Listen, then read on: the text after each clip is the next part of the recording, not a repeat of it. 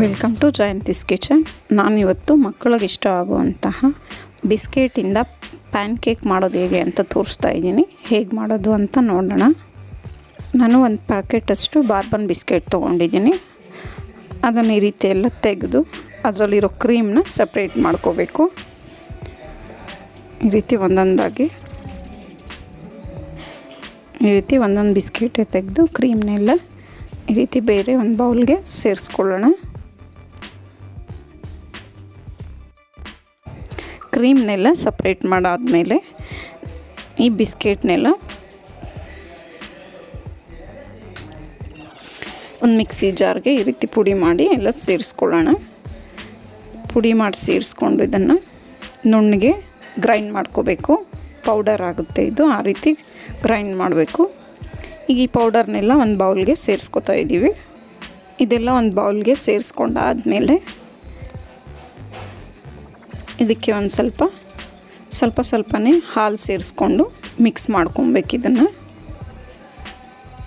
ಇದು ದೋಸೆ ಬ್ಯಾಟರ್ ಅದಕ್ಕೆ ಬರಬೇಕು. ಆ ರೀತಿ ಇದನ್ನು ಮಿಕ್ಸ್ ಮಾಡ್ಕೊಬೇಕು. ಸ್ವಲ್ಪನೇ ಹಾಲು ಸೇರಿಸ್ಕೊಂಡು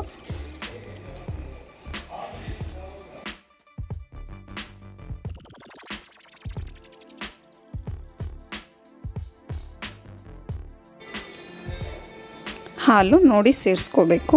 ಒಟ್ಟಿಗೆ ಹಾಕ್ಕೊಬಿಟ್ರೆ ಜಾಸ್ತಿ ಆಗಿ ತೆಳ್ಳಗೂ ಆಗಿಬಿಡ್ಬೋದು. ಆದ್ದರಿಂದ ನೋಡಿ ಹಾಕಿ ಕಲಿಸ್ಕೋಬೇಕು. ಈಗ ಇದು ಬ್ಯಾಟರ್ ರೆಡಿಯಾಗಿದೆ.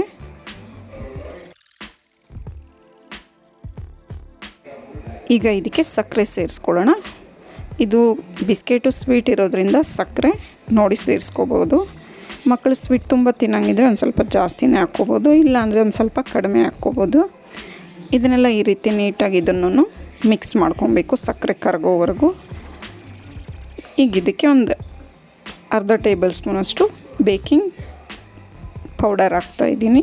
ಇದನ್ನು ಎಲ್ಲ ನೀಟಾಗಿ ಮಿಕ್ಸ್ ಮಾಡ್ಕೊಬೇಕು. ಸಕ್ಕರೆ ಬದಲಾಗಿ ಸಕ್ಕರೆ ಪುಡಿನೂ ಸೇರಿಸ್ಕೋಬೋದು. ಇದನ್ನೆಲ್ಲ ನೀಟಾಗಿ ಮಿಕ್ಸ್ ಮಾಡಾದಮೇಲೆ ನಾವು ಕ್ರೀಮ್ ತೆಗೆದಿಟ್ಕೊಂಡಿದ್ವಲ್ಲ, ಅದಕ್ಕೆ ಒಂದು ಸ್ವಲ್ಪ ಹಾಲು ಸೇರಿಸ್ಕೊಂಡು ಅದನ್ನು ಪೇಸ್ಟ್ ಥರ ಮಾಡ್ಕೊಬೇಕು. ನೀಟಾಗಿ ಕರಗಿಸ್ಕೋಬೇಕು ಕ್ರೀಮೆಲ್ಲ ಹಾಲಲ್ಲಿ.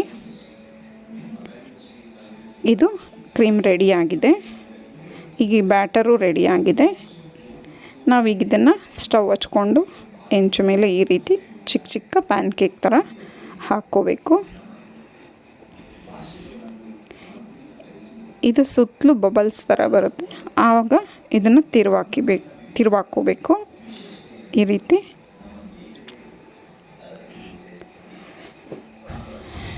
ಈಗ ಇದು ರೆಡಿಯಾಗಿದೆ ಪ್ಯಾನ್ ಕೇಕ್. ಈ ರೀತಿ ಬರುತ್ತೆ. ನಾವು ಉಳಿದಿರೋ ಹಸಿಟ್ಟನ್ನೆಲ್ಲ ಇದೇ ರೀತಿ ರೆಡಿ ಮಾಡ್ಕೋಬೇಕು. ಚಿಕ್ಕದಾಗಿ ಮಾಡ್ಕೋಬೇಕು. ಟೇಸ್ಟ್ ಅಂತೂ ತುಂಬಾ ಚೆನ್ನಾಗಿರುತ್ತೆ. ಮಕ್ಳಿಗಂತೂ ಇಷ್ಟ ಆಗೇ ಆಗುತ್ತೆ.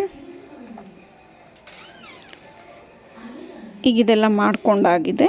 ಈಗ ಒಂದು ಪ್ಲೇಟ್ ಮೇಲೆ ಇದನ್ನೆಲ್ಲ ಒಂದರ ಮೇಲೊಂದಿಟ್ಟು ಈ ರೀತಿ ನಾವು ಕ್ರೀಮ್ ರೆಡಿ ಮಾಡಿ ಇಟ್ಕೊಂಡಿದ್ವಲ್ಲ ಅದನ್ನು ನೀಟಾಗಿ ಸ್ಪ್ರೆಡ್ ಮಾಡ್ಕೋಬೇಕು.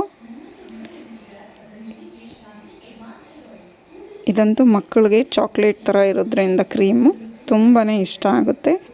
ಟೇಸ್ಟು ಅಷ್ಟೇ ಚೆನ್ನಾಗುತ್ತೆ. ಮಕ್ಕಳೇ ಅಲ್ಲ, ದೊಡ್ಡವರು ತಿನ್ಬೋದು.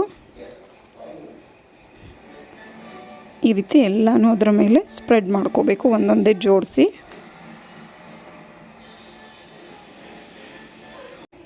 ಈಗ ಇದೆಲ್ಲ ರೆಡಿಯಾಗಿದೆ ಪ್ಯಾನ್ ಕೇಕ್. ಈ ರೀತಿ ಚಿಕ್ಕ ಪೀಸಸ್ಸಾಗಿ ಕಟ್ ಮಾಡಿಕೊಂಡು ತಿನ್ಬೋದು, ಹಾಗೇನೂ ತಿನ್ಬೋದು. ಈಗ ರುಚಿಕರವಾದ ಪ್ಯಾನ್ ಕೇಕ್ ಸವಿಯಲು ಸಿದ್ಧವಾಗಿದೆ. ನಿಮಗೆ ಈ ವಿಡಿಯೋ ಇಷ್ಟ ಆದರೆ ಲೈಕ್, ಶೇರ್ ಆ್ಯಂಡ್ ಸಬ್ಸ್ಕ್ರೈಬ್ ಮಾಡಿ. ನಿಮ್ಮ ಅನಿಸಿಕೆ ಅಭಿಪ್ರಾಯವನ್ನು ಕಮೆಂಟ್ಸ್ ಮೂಲಕ ತಿಳಿಸಿ.